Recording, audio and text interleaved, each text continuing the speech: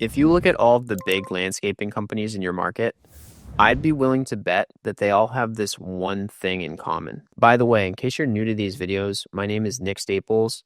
Over the past 9 years, my business partner and I have grown our landscaping company to over $3 million in annual recurring revenue by offering basic maintenance services to residential homeowners. And so the one thing that every big landscaping company has in common is that they all offer at least one high margin service. And just to be clear, when I say big landscaping company, for the sake of this video, let's say that big means over about $5 million annual sales, annual revenue. So about 5 million, we'll say, for the sake of this video, is a big company. Now, what do I mean by high margin service?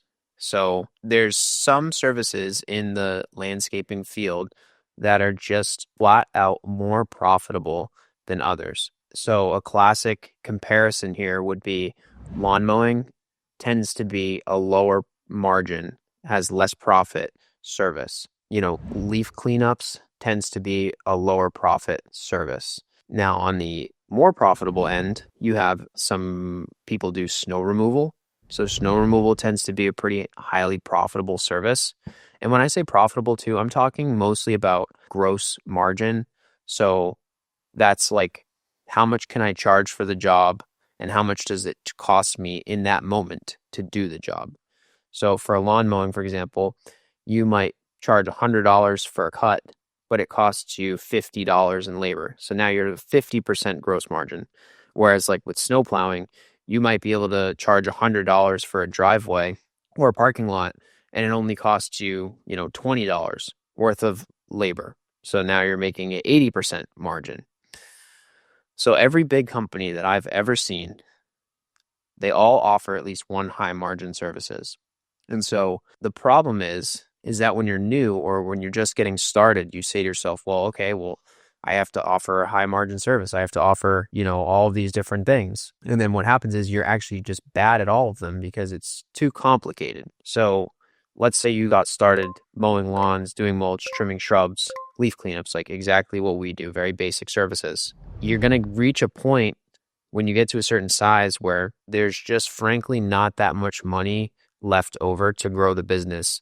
If you want to start hiring like managers to help you, estimators to help you, people in the office, getting better trucks, better equipment, all that stuff, just doing those services, in my experience, in my market, and I've heard the same thing from many others, it's not enough to, make substantial profits to grow your business. And so what do you have to do? So let me give you a couple of examples first of some other high margin services to put this in perspective.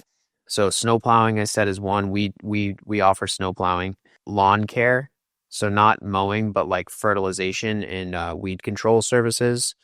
That tends to have much higher profit margins much higher gross margins, I should say, than say like lawn mowing. And then pest control. So that's like kind of a whole nother category, a whole nother industry, pest control, but like mosquito and tick treatments. There's obviously interior pest control, like mice and insects and things like that. But pest control is certainly a high margin service compared to like lawn mowing or leaf cleanups. And then lastly, hardscaping, putting in pavers, putting in walkways, retaining walls, things like that. That tends to be a higher, more profitable service compared to mowing and the basic services. And so those are the four that I'll talk about right now. And I'll tell you that we have offered snow from the beginning because it's filled the gap for our winter. So that one, offering that right off the bat, right when we started, that didn't really cause too much complication because we were already had nothing to do in the winter. So snow tends to be one where I think you can get away with doing, but you also have to be in a market that has snow. If you're not, then that's completely irrelevant to you. I know a lot of people are doing Christmas lights now. I think that's similarly high profit margin. I'm sure it will go down as more and more people will start doing it. But if you're in an area that doesn't have snow in any substantial form, then you could look into the Christmas light thing. But anyway, so the problem is when you first get started, you're like, well, I guess I have to offer all of these services, and then I also have to offer, pest control and lawn care and hardscaping. Otherwise, I won't make any money. And that's not the best approach because it overcomplicates your business. So instead, what you should do, or what I would recommend doing, is if you are going to start, which a lot of guys do, if you are going to start with just the most basic maintenance services, mowing, leaf cleanups, mulch, shrub trimming, basic landscaping services, if you're going to start with that, then you should try to grow that up to a certain size where it can mostly run without you. Now, it doesn't have to be perfect, but it should be pretty, should be profitable. It should be pretty well run. Ideally, you have a field manager of sorts that's at least helping you. It doesn't have to be like a $150,000 employee. It could just be one of your employees is promoted, just enough so you can go ahead from that point on and focus on this new service. Now, a lot of people will tell you that you should wait until you can hire someone who has experience already to bring in to launch a new department for you. And that is 100% true. That is by far the best case scenario, the best plan, the best move to do. If you build your business up to a size that has enough profit to where you can go out and hire someone to literally launch a whole new division of your business who knows the ins and outs of it. You don't have to learn anything, or not anything, but they bring in enough knowledge to really kick it off the ground, and you just help them with marketing or whatever. That is the ideal situation. But in my experience, that is not super realistic for people who are starting out with these basic maintenance services. One is because there's not really a ton of money to do that with. And then two, you're probably, unless you've been doing it for a long time, you're probably not good enough to actually hire that person and execute on that whole thing. You have to be the maintenance side of your business, the base of your business has to be so grounded and so profitable for you to just bring in someone who's going to be pretty expensive to launch a new division. It's just not something I've seen a lot of people do. Now, I've seen big companies do it. Like, you get to $10 million, doing lawn care, and then you bring someone in to add a pest control division. And then it's instantly $1 million or $2 million pest control company on top of the $10 million lawn company. Yeah, I've definitely seen that happen. That's definitely more realistic. So the reality is, I think, is if you're going to start with the basic maintenance services, then you should be prepared to have to learn one of these other high margin services, whether it's lawn care, weed control, fertilization, weed control, or if it's pest control, or if it's hardscaping. And then again, snow plowing, I think, can be the main driver of extra profit if you're in an area that has a ton of snow. For us, like, we get a relatively decent amount of snow, but it's not enough. Like, we have 3.5 months of no landscaping off, so it certainly makes up a gap, but we still ended up adding lawn care to our service offering because we needed more profit in the 9 months that we were doing landscaping. And so, again, my opinion is that if you start with these really basic services, which is great because you can get your foot in the door super easily, you can start learning about business and getting things done, you can, do that and then get it to the point where it can mostly run without you, and then add this other service offering. So one thing I will say as well, hardscaping, I think a lot of guys are appealed to. A lot of people like it. They want to get into it. It's exciting. There's equipment. I'm not against hardscaping whatsoever. There are so many businesses. In fact, most of the big businesses in my area, they all have a pretty large hardscape construction division. So I couldn't sit here and be like, yeah, I don't think you should do that. What I will tell you is that one, I think, will suck up the most of your time. So if you're going to decide like, hey, I'm going to go into hardscape and I want to grow a big business, you're going to be stuck, and not necessarily in a bad way, but you're going to be stuck in running that division for a very long time, especially if you're new to it and you don't know what you're doing and you have to learn as you go. You can make a lot of money in construction and hardscape, but there's so many moving parts. There's so many variables. The consistency is not the same. Like, it's not like a weekly lawn that's there every time. You have to get jobs all year. You have to fill your schedule.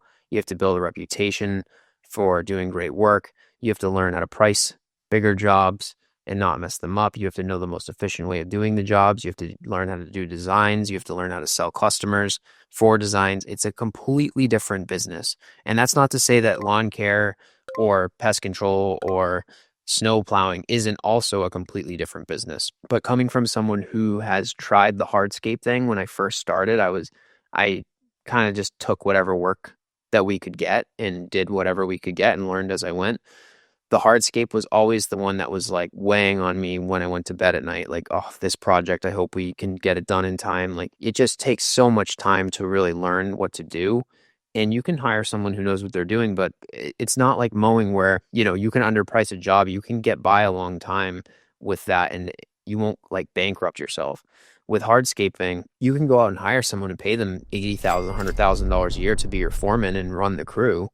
But if you're not charging the right amount of money and you're not set up in the right way for them to do those jobs efficiently, then you're going to get yourself into trouble much faster. And then again, if the market turns or whatever, and there's not as much work to go around, that's going to hurt you too. So again, I'm not against hardscaping. If you really truly love it and you want that to be part of your business, then by all means, like make that part of your business. But just know that if you get started with the basic maintenance services and you set it up and you kind of free yourself from that and then you go into hardscape, you're going to be stuck in hardscape for a while before it can run without you. And you might not even want it to run without you, but I'm just saying that a lot of the content on this channel is about building a business that, is sellable, can run without you, and provides you consistent cash flow. So if you go down that route, just be careful and just know what to expect. Again, there's nothing wrong with it. And there's no rush, right? Maybe it takes 10 years, but you come out the other side with you do 5 million a year in hardscape and 5 million in maintenance or whatever the numbers are. So it's all good. And so the other thing I'll say is these services, lawn care, pest control, hardscape, they're higher margin for a reason. They're higher margin because they're harder to get into. Like lawn care, for example, and pest control. The employees that you hire, they have to have licenses to spread pesticides, to spread chemicals. It's a whole nother category of thing that you're doing. And you tend to be competing with business owners who are a little bit more sophisticated than someone who just mows lawns. So your competition's a little bit greater. So you have to find a way to, differentiate yourself and figure out all the nuances of that different business. But once you figure it out, you'll have a much more profitable business. And there is one other path here that I haven't mentioned that I've seen work for big companies in that they only offer one of these higher margin services. So think about like the biggest lawn care, pest control companies in the world. I mean, some of the biggest home service businesses in general, they just offer one thing. They just offer lawn care, fertilization and weed control. They just offer pest control, mosquito, tick, interior, exterior. They just do that. That's all they do.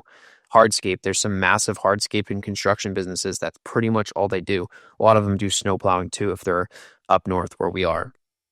So if you're just brand new and you're considering starting out, there's a pretty strong argument to saying to yourself, well, I could get into mowing, I could do mulch and shrubs, and I could do all these things that, just get me started with little money and little friction. And there's absolutely nothing wrong with that. But if you have a little bit more flexibility, a little bit more time, more patience, maybe a little bit more money saved up, it might be worth looking into saying, how can I specialize in one of these services that is profitable? It's just the industry is just better and more profitable than just mowing and mulch and shrubs and things like that. So again, I'm not sitting here saying to not do those other services. That would be hypocritical because that's the majority of our business. But we're not running, the same profit margins as a just pest control company or a just lawn control company. Our margins are less and we're working to try to make that better, but that's just the reality of the services we offer. So again, all big companies look around you. And when I say big, I mean 5 million plus, not like a million or 2 million, whatever, not the biggest one that you know of. Big companies, 5 million or more. They all offer a high margin service. And this was actually direct advice that I received when we crossed the $2 million mark from another landscaping company owner who owns a $14 million landscaping company. So I actually showed him our P&L. I was like, I don't see how we can make this that much more profitable. Like the margins weren't good. They were like really low net profit. And he just said, he's like, yeah, like, to be honest, like you've gotten to this point, which is fantastic, but you're not going to really see great profit margins unless you make, higher margin services like lawn care a bigger portion of your business. or snow plowing a bigger portion of your business. And that's what we're actively doing now.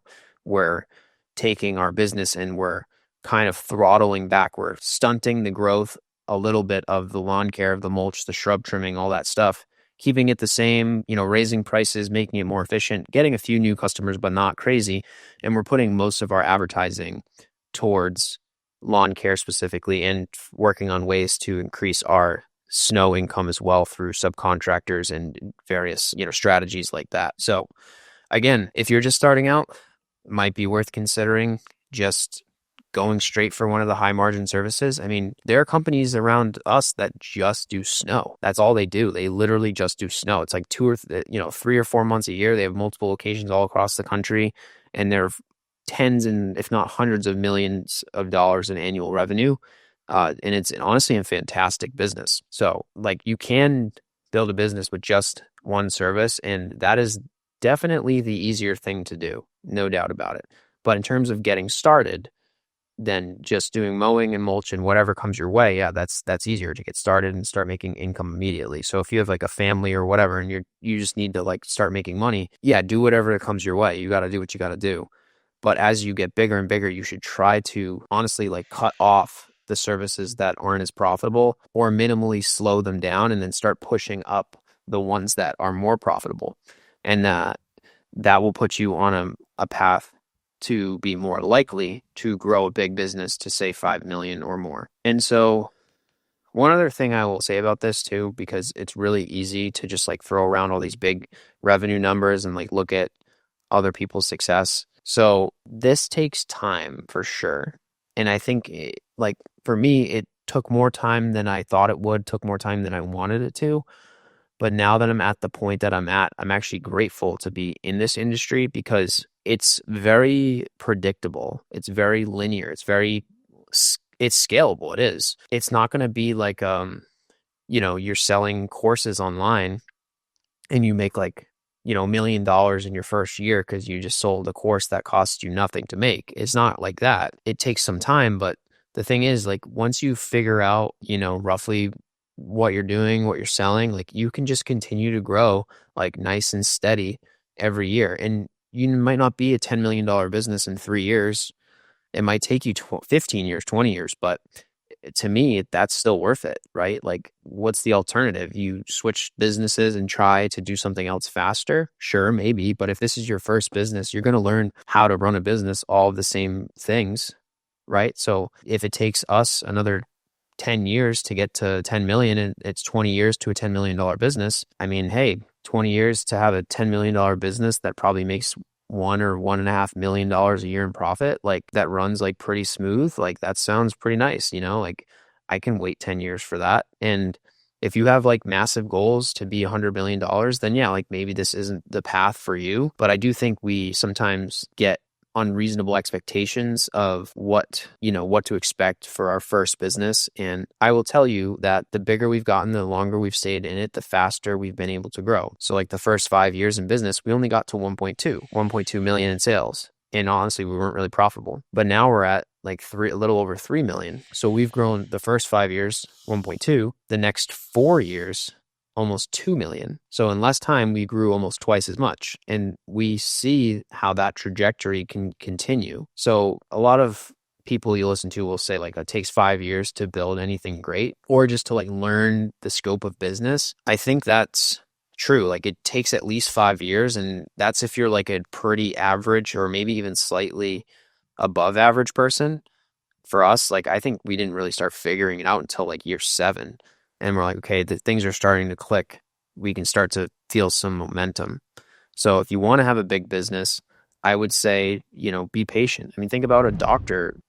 Doctors make what, $300,000, $500,000 a year. They go to school for 10 years for that. So if you want to make a business that pays you $300,000 or $500,000 a year without you really having to do that much, it's not crazy to think that it might take you 8 to 10 years to do that, or longer.